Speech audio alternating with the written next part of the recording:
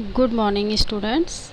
आज हम संस्कृत का सेकंड चैप्टर पार्ट 2 पढ़ेंगे।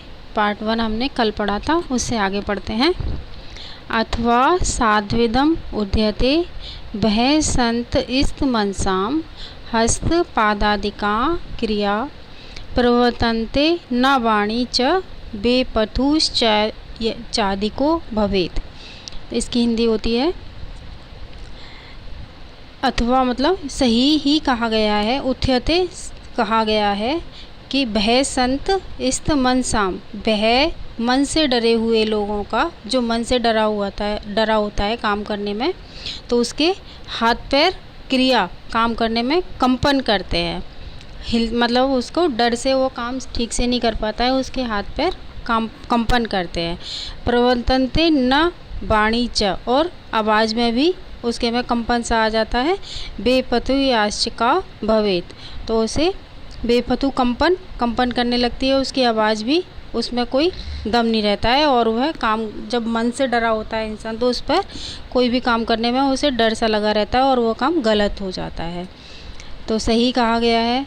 आगे तदहं अस्य आह्वानम करोमि, तो वह सोचकर से दोबारा से अस्य आह्वान करता हूँ। शेर सोचता है कि मैं दोबारा से आह्वान करता हूँ, उसको बुलाता हूँ।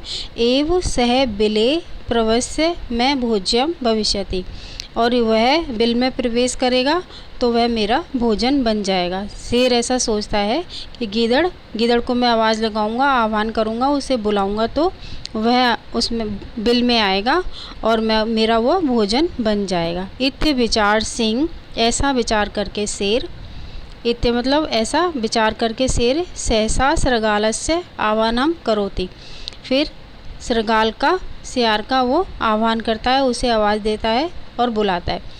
सिंहस्य उच्च गर्जन प्रतिध्वनिना सा गुहा उच्चे सृगालम आहेयत, सिंह की, शेर की उच्च गर्जन से, ऊंची आवाज़ से, ऊंचे तेज बोलने से, प्रतिध्वनि सा गुफा में से जो आवाज़ होती है, जब शेर आवाज़ करता है तो खाली गुफा होती है, उसमें से वह और तेज़ आवाज़ निकलती है। ऊंची आवाज़ में सृगाल आह्वान करता है, तो ऊंची आवाज़ में सृगाल के पास आवाज़ जाती है, शेर की जो आवाज़ होती है ऊंची, उस अनेन अन्य अपि पशव भयभीता, और वहाँ पर अन्य जो दूसरे भी पशु थे वह भी डर गए, एवं गए वहाँ से। तो वहाँ से वो जो और भी पशु थे वो भी उसकी आवाज़ सुनकर डर गए। सृगालोपि तद दूर पलायमान एवं पठत, सृगाल भी, सियार भी वहाँ से दूर चला गया और उसने कहा, अनागत या कुरुते सशोभ्यते यो न करोत्य न गातम, तो उसने कहा है जो आने वाले दुख को पहले विचार कर लेता है, उसके लिए पहले उपाय सोच लेता है, वह शोभा पाता है। शोभते अनागत आने वाले का वह उपाय सोच लेता है दुख का, तो वह शोभा पाता है। स शोभ्यते यो न करते हो, और जो शोभा नहीं पाता है वो कौन नहीं शोभा पाता है, जो अपने दुख का विचार नहीं कर पाता है, तो वह सुखी नहीं रहता है, सुख नहीं पाता है।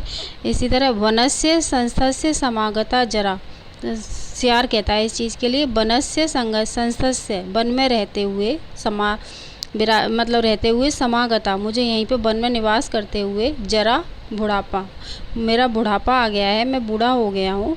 पर बिलस्य वाणी न कदापि मैं सुनाता, पर मैंने बिल को कभी बोलते हुए नहीं सुना।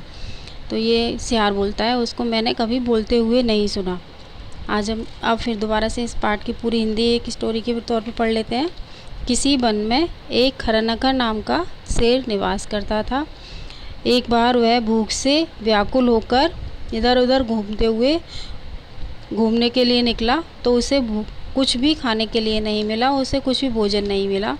इसके बाद शाम के समय पर वह एक विशाल गुफा को देखकर उसने सोचा, निश्चय ही इस गुफा में कोई रात को आता होगा, कोई जीव आता होगा, इसलिए मैं यहीं छुपकर बैठ जाता हूँ। इसी बीच गुफा का स्वामी जो होता है दधीपुच्छ, वह वहाँ पर आता है, गीदड़ वहाँ आता है, और उसने देखा कि तो शेर के पैरों के निशान गुफा में अंदर जाने के तो है, लेकिन बाहर आते हुए नहीं दिखाई दे रहे हैं। गीदड़ ने सोचा, अरे मैं तो मारा जाऊंगा, निश्चय ही इस गुफा में कोई है। ऐसा सोचता हूँ कि मैं क्या करूँ, मतलब इसमें गुफा में कोई है, कोई अंदर गया है और बाहर नहीं आया है, तो अब मैं क्या करूँ। ऐसा सोचकर जो सियार होता है दूर बैठ जाता है और आवाज़ शुरू करता है कि हे गुफा, क्या तुम्हें याद नहीं है कि मैंने तुम्हारे साथ शर्त लगाई है या समझौता हुआ है मेरा तुम्हारे साथ में। कि इसके बाद वह सुनकर शेर ने सोचा, समझौता हुआ है कि मैं बाहर से जब वापस आऊँगा तब तुम मुझे बुलाओगी। मेरे साथ तुम्हारा समझौता हुआ है कि मैं जब बाहर से आऊँगा तो तुम मुझे पुकारोगी या बुलाओगी।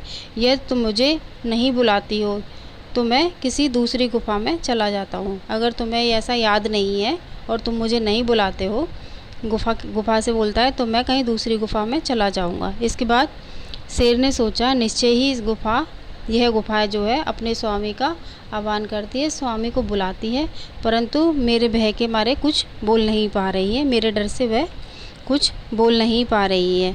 आगे है, ये उचित ही कहा गया है कि जो मन से डर जाता है इंसान, उसके हाथ पैर कांपने लगते हैं और वाणी भी कंपन करने लगती है और वह काम ठीक से नहीं कर पाता है। तो फिर शेर सोचता है, मैं इस गुफा को पुकारता हूँ। इस प्रकार गुफा में प्रवेश करके मेरा जो जीव है वो गुफा में प्रवेश करेगा और मेरा भोजन बन जाएगा। ऐसा विचार करके शेर अचानक शृगाल को पुकारता है। शेर की ऊंची आवाज़ से उसकी प्रतिध्वनि जो दोबारा से आवाज़ आती है गुफा में से, जिस जोर जोर से गीदड़ को पुकारता है। दूसरे पशु भी उससे डर जाते हैं। सियार भी वहाँ से दूर भाग कर चला जाता है और कहता है कि जो आने वाले दुख के विषय में सोच लेता है वह सुखी से रहता है, और जो नहीं सोचता है उसे चिंता करनी पड़ती है, उसे इस विषय में सोचना पड़ता है, परेशानियाँ उठानी पड़ती हैं। इस वन में निवास करते हुए मेरा बुढ़ापा आ गया है या मैं बूढ़ा हो गया हूँ, पर मैंने अभी तक किसी भी गुफा को बोलते हुए नहीं सुना है, किसी गुफा की आवाज़ मैंने नहीं सुनी है। Thank you.